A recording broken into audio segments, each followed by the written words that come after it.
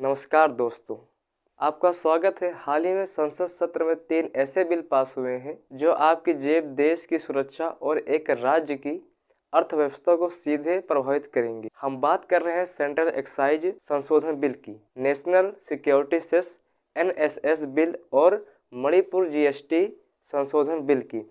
ये सिर्फ कागज नहीं है, ये आने वाले समय में देश की आर्थिक और सुरक्षा प्राथमिकताओं को दर्शाते हैं। क्या तंबाकू महंगा होने वाला है? क्या देश की सुरक्षा के लिए एक नया टैक्स लगेगा? और मणिपुर में क्या बदलाव हो रहा है? हम आइए इन तीनों विधेयकों को 5 मिनट में आसान भाषा में समझते हैं। वीडियो को अंत तक जरूर देखिएगा। सबसे पहले बात करते हैं सेंट्रल एक्साइज संशोधन बिल की। यह बिल सीधे तंबाकू और तंबाकू उत्पादों को प्रभावित करता है। इसका मुख्य कारण है GST क्षतिपूर्ति उपकार की अवधि का समाप्त होना। यह सेस 2022 के खत्म हो गए, जिससे राज्यों के राजस्व में कमी आ सकती है। इस कमी को पूरा करने के लिए सरकार ने सेस को साइज ड्यूटी में बदल दिया। इस बिल को तंबाकू उत्पादों पर उत्पाद शुल्क की दरें बढ़ गई। जैसे बिना निर्माण वाले तंबाकू पर शुल्क 64% से बढ़कर 70% हो गई। चबाने वाला तंबाकू 25% से 100% बढ़ गई। सिगरेट पर भी इनका लंबाई के आधार पर प्रति 1000 स्टिक पर ड्यूटी में बड़ी वृद्धि हुई। सवाल यह है कि इससे किसे फायदा होगा? इस ड्यूटी से होने वाला राजस्व अब राज्यों के साथ साझा किया जाएगा। यह राजस्व को उनके राजस्व घाटे को पूरा करने में मदद करेगा। संक्षेप में यह बिल तंबाकू के इस्तेमाल को हतोत्साहित करने और राज्यों के राजस्व को स्थिर करने के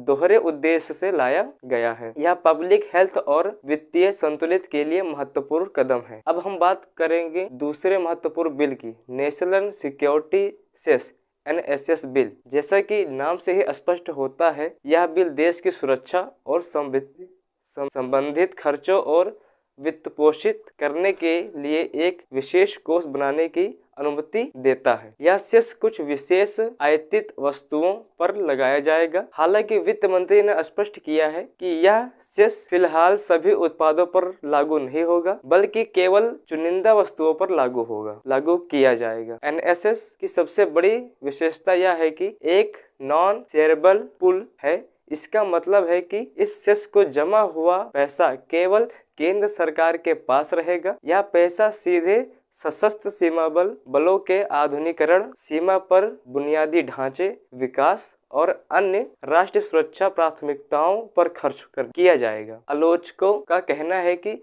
सेस लगाने से केंद्र पर ज्यादा पैसा आता है, जिसे राज्यों के साथ साझा नहीं करना पड़ता। लेकिन सरकार का तर्क है कि देश की सुरक्षा और विशिष्ट और गंभीर खर्च है, जिसके लिए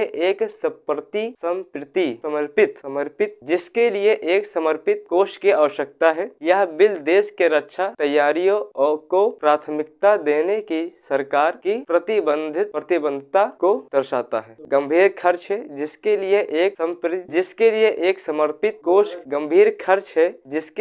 समर्पित कोष की आवश्यकता है। यह बिल देश की रक्षा तैयारियों को प्राथमिकता देने की सरकार की प्रतिबद्धता को दर्शाता है। अंत में हम बात करते हैं Manipur goods and services tax संशोधन बिल की। यह बिल मणिपुर राज्य के लिए लाया गया है और इसका उद्देश्य राज्य भीतर GST कानूनों के सरल और कारगर बनाना है। यह केंद्र के सेंट्रल GST एक्ट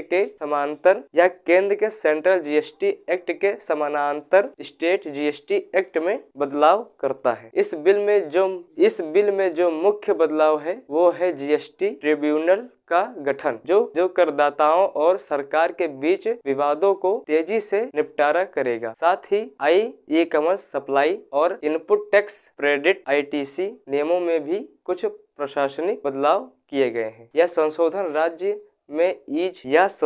राज्य के ईज ऑफ डूइंग बिजनेस को बढ़ावा देगा, जिससे व्यापारिक समुदाय को सहूलियत मिलेगा और राज्य की राजस्व वसूली मजबूत होगी।